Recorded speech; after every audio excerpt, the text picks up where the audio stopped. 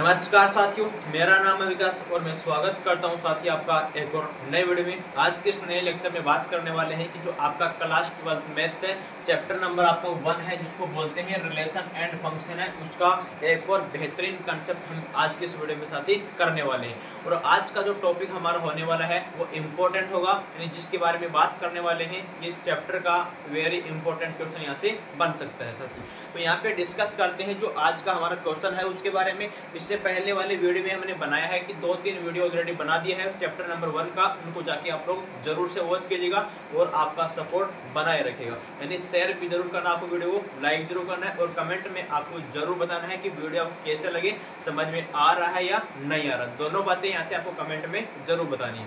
यहाँ पे आपके सामने जो क्वेश्चन दे रखा है सबसे पहले साथी कि जो आपका टाइप्स ऑफ फंक्शन है, इसके अंदर हम पहले आज के इस वीडियो में पढ़ेंगे।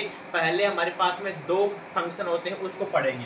यानी कि पहला हमारे पास में होता है कि 1 जिसको बोलते हैं एक बोलते हैं, एक फलन होता है जिसको हम बोल सकते हैं इंजेक्टिव भी बोलते हैं। यहाँ पे हमारे पास में ये आपका टॉपिक होने वाला है आज के इस वीडियो का, यानी जो आपको दे रखा है कि 1 जिसको बोलते हैं एक फलन होता है, यानी इसको हम इंजेक्टिव भी बोलते हैं। अब सबसे पहले मैंने आपको बताया था कि जो आपका फलन होता है वो फलन आपका कि जो आपके पास में एक सेट ए से लेकर दूसरे में आपका डिफाइन होता है, तो जो आपका जो पहला सेट होता है उसका प्रत्येक अवयव का आपका क्या होना चाहिए, प्रतिरूप सेकंड वाले में होना जरूरी है।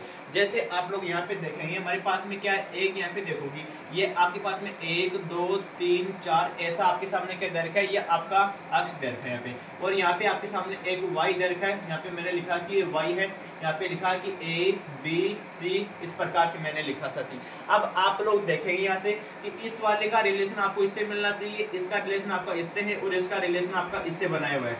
और साथ ही आपका जो नीचे वाला 4 है उसका रिलेशन इसमें नहीं बन रहा है, मतलब इस वाले जो आपका सेट है इस वाले सेट का प्रत्येक का अवयव का प्रतिबिंब इसमें मिलना चाहिए। लेकिन यहाँ पे जो 4 दे रखा है इसका, तो इसमें चित्र आपका दिया हुआ नहीं है, इसका प्रतिबिंब इसमें नहीं मौजूद है, तो हमारे पास में ये फलन नहीं होगा साथी। इसको हम क्या बोलेंगे, ये हमारा फलन नहीं होगा। अगर इसको फलन बनाएंगे तो आपके सामने या तो आपको यहाँ पे डी एक और एलिमेंट लेना होगा इसमें, फिर इसको आपका रिलेशन बनाना पड़ेगा इससे, मतलब ये क्या हो जाएगा, इस बार आपका हो जाएगा ये आपका बनेगा जो आपका फलन होता है वो आपका फलन बन जाएगा। तो यहाँ पे इस पूरे का एलिमेंट का जो इसमें एलिमेंट दे रखे उन सभी का इधर आपका क्या होना चाहिए, रिलेशन बनना चाहिए कि 1 का संबंध ए से है, 2 का बी से है, 3 का सी से है, 4 का डी से, मतलब प्रत्येक स्थिति में आपका यहाँ से रिलेशन बनना चाहिए। इसका पूरा एलिमेंट है वो इसमें आपका पूर्व प्रतिबिंब उसमें आपका यानी बिंब आपका प्रतिबिंब उसमें मिलना चाहिए। यहाँ पर मैंने बता दिया। अब हमारे पास में जो क्वेश्चन दे रखा है उस क्वेश्चन के बारे में बात करते हैं। सबसे पहले आप लोग देखेंगे जो हमारे पास में यहाँ पर होने वाला है कि जो आपका 1 होगा एक फलन होगा, इंजेक्टिव होगा। यहाँ पे आपके पास में फलन दे रखा है कि फलन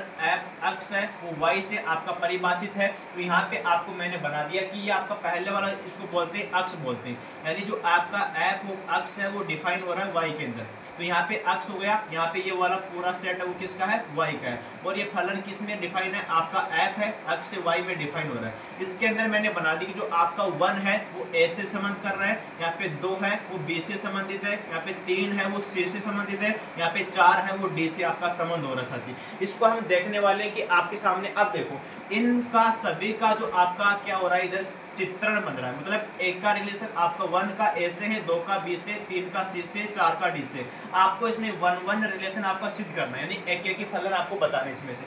तो यानी इस सभी का रिलेशन इसमें मौजूद होना चाहिए, इसमें से एक भी आपका खाली नहीं रहना चाहिए, सभी का रिलेशन इधर आपका बनना चाहिए। तो अब साथी आप लोग देख रहे होंगे कि इसमें आपका रिलेशन बन रहा है, तो इसको बोलते हैं एक फलन। अब हम इसको प्रूफ कैसे करेंगे कि हमारे पास में ये एक फलन है या नहीं है। उसके लिए आपको करना होगा कि आपके सामने कि एक अक्ष 1 आपके पास में एक अक्ष 2 है और बिलोंग कर रहा है अक्ष के अंदर, यानी इस वाले सेट में आपको एलिमेंट 2 एलिमेंट उठाने, यानी कि f ऑफ अक्ष 1 होगा वो f ऑफ अक्ष 2 के बराबर आना चाहिए। इधर अक्ष 1 बराबर होना चाहिए अक्ष 2 के बराबर, या ऐसा नहीं हो तो इस कंडीशन में बोलेंगे कि अगर अक्ष नॉट इक्वल टू y है कि अक्ष वाला y के बराबर नहीं है, तो जो आपका f ऑफ अक्ष होगा वो भी f ऑफ y के बराबर यहाँ से नहीं होने वाला है। इसको हम यहाँ से देखेंगे।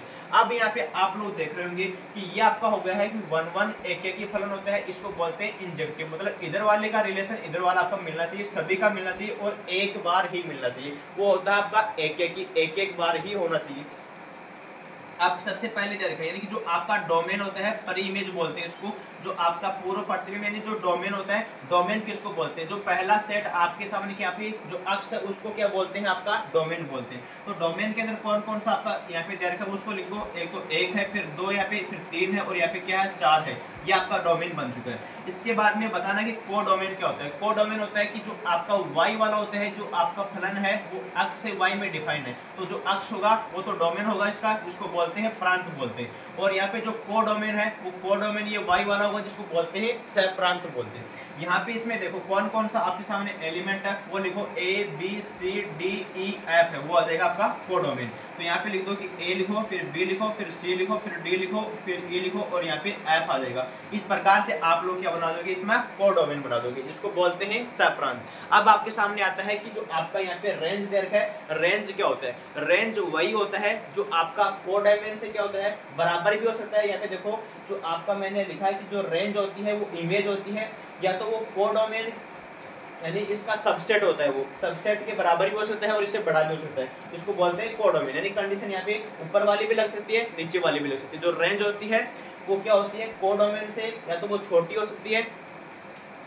या बराबर हो सकती है, और ये इसका क्या होता है, सबसेट होता है। यह बात मैंने आपको बता दी, यानी उपसमुच्चय होता है। अब यहाँ पे आप लोग देखेंगे कि जो आपका रेंज होता है, रेंज का मतलब क्या है कि यहाँ पे 1 का चित्रण A से है, 2 का चित्रण B से, 3 का चित्रण यहाँ पे C से और 4 का चित्रण यहाँ पे D से। मतलब इस वाले में जो भी एलिमेंट है, यहाँ पे जो रिलेशन बन रहा है वही आपको लिखने। इधर कौन कौन सा रिलेशन है, A है, फिर B है, फिर C है, फिर D है। इन दोनों का नहीं है तो इन दोनों को छोड़ देना होगा, तो यहाँ पे वो रेंज बन जाएगी। तो यहाँ पे रेंज में क्या लिखोगे, A B C D। यहाँ पे लिखो कि A आएगा, फिर B आएगा, फिर C आएगा और यहाँ पे D आ जाएगा। तो ये आपका बन चुका है, जिसको बोलते हैं रेंज बोलते हैं। ये नीचे वाला मैंने आपको सामने बता दिया है कि जो आपका रेंज होगा वो सबसेट होगा किसका, कोडोमेन का, और जो रेंज होगा वो इससे कोडोमेन से छोटा होगा या बराबर भी हो सकता है। ये बात मैंने आपको यहाँ से बता दी है। ये आपका होता है कि 1-1 फंक्शन के बारे में, जिसको बोलते हैं एक-एक ही फलन होता है, उसके बारे में इतना आपको याद होना चाहिए। यानी जो सबसे पहले इसको सिद्ध करेंगे तो आपको 2 एलिमेंट उठाने होंगे इस अक्ष में से, तो f अक्ष 1 होगा वो f अक्ष 2 के बराबर होना चाहिए, तभी अक्ष 1 होगा वो अक्ष 2 के बराबर आना चाहिए, तभी आपका वो क्या होगा, 1-1 सिद्ध होगा। अगर ऐसा नहीं हो तो यहाँ पे अक्ष नॉट इक्वल टू y होना चाहिए, तो आपका f वो अक्ष है वो y के इक्वल नहीं आना चाहिए। ये बात दोनों यहाँ से याद रखनी है। अगर साथ ही आपको पूछ लिया जाए कि जो आपका मेनी वन होता है, जिसको बोलते हैं बहु एकैकी फलन होता है। बहु एकैकी का मतलब क्या होता है, इधर हमने पढ़ा 1-1, अब आप लोग देखेंगे बहु का मतलब ज्यादा, एकैकी का मतलब एक-एक, तो उसमें रिलेशन बनने का। तो यहाँ पे आपके सामने दे रखा है कि ये आपका अक्ष फलन, यहाँ पे अक्ष हो गया, सेट हो गया, ये आपका y हो गया। ये फलन आपका अक्ष से y में डिफाइन है, यानी जो आपका फलन यहाँ पे दे रखा है, जो f है वो अक्ष से y में यहाँ पे डिफाइन हो रहा है, इसको मैंने यहाँ पे डिफाइन कर दिया।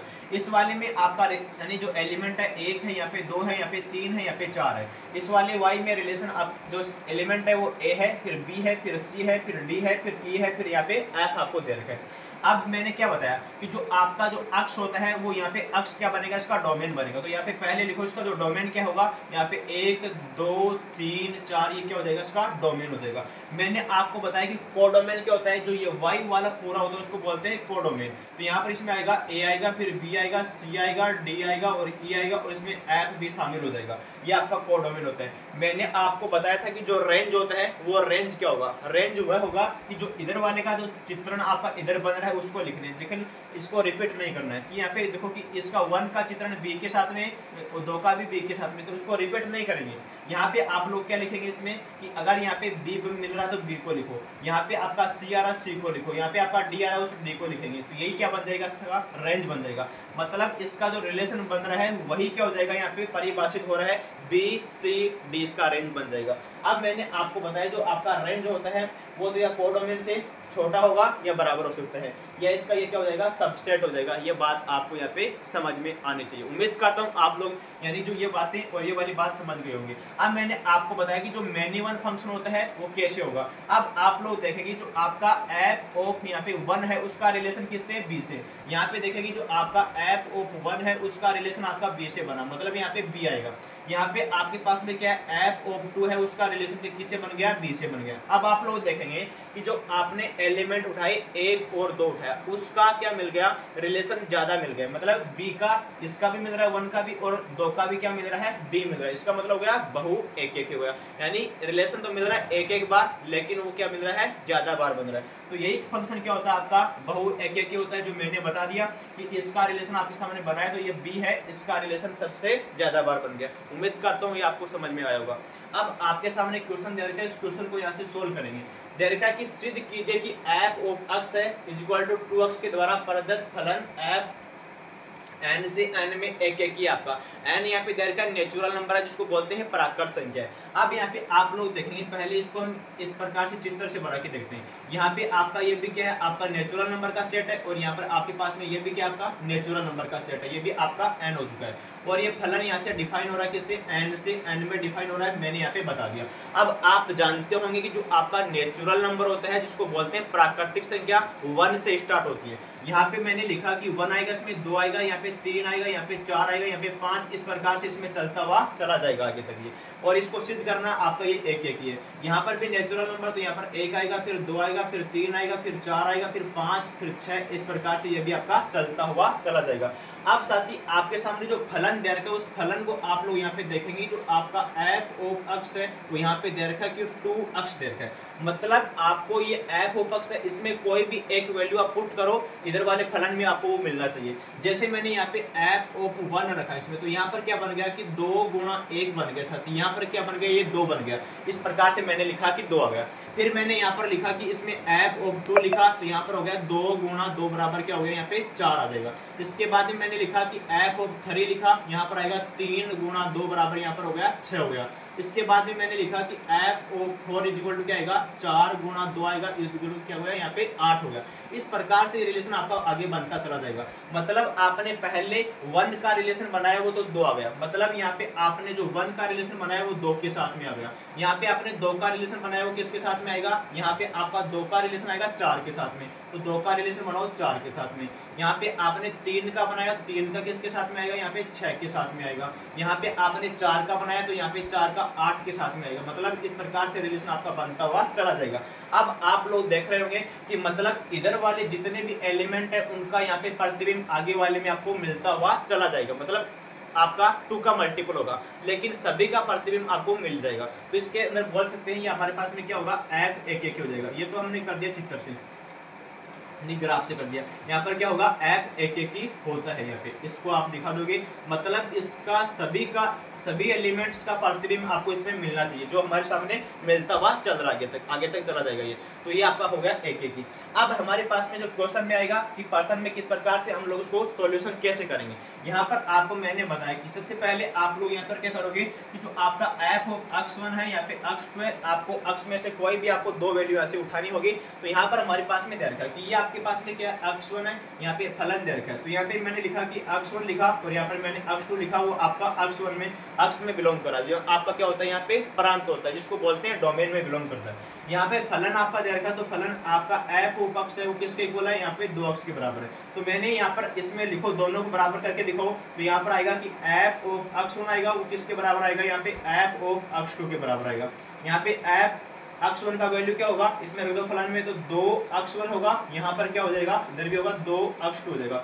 2 से 2 कैंसिल आउट कर देंगे, यहाँ पर आपके सामने क्या बनेगा कि अक्स 1 बराबर क्या आ जाएगा, अक्स 2 आ जाएगा साथी। तो अक्स 1 का वैल्यू आपके सामने क्या आ रहा है, अक्स 2 के बराबर आ रहा है। तो हमने क्या बताया आपको कि अगर अक्स 1 और अक्स 2 बराबर हो जाएगा तो जो फलन आपका हो जाएगा वो क्या होगा, 1 1 होगा। तो यहाँ पर आप लिखेंगे जो सिंस यहाँ पर आएगा कि एफ इज 1 1 फंक्शन। तो ये क्या हो गया, आपका एफ जो फलन था वो क्या हो गया, 1 1 फंक्शन आपको यहाँ पे सिद्ध हो चुका साथी। तो इस प्रकार से आप लोग जब भी आपके पास में 1 1 का कंसेप्ट आ जाए, जिसको बोलते हैं एक एक ही फलन आ जाए, उसको आप लोग इस प्रकार से सिद्ध कर सकते हैं। उम्मीद करता हूँ कॉन्सेप्ट आपके दिमाग में आया होगा, समझ में जरूर आया होगा। तो कमेंट बॉक्स में जरूर बताएं, और मिलते हैं नेक्स्ट वीडियो में। Thank you so much, love you all, जय।